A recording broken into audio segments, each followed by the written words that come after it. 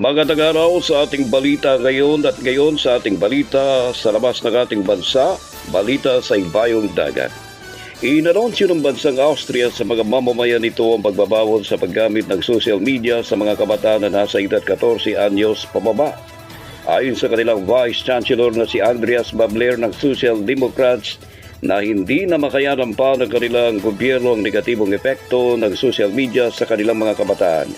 Dagdag pa ng opisyal na responsibilidad din ng mga opisyal ng gobyerno na pangalagaan ang kapakanan ng mga bata.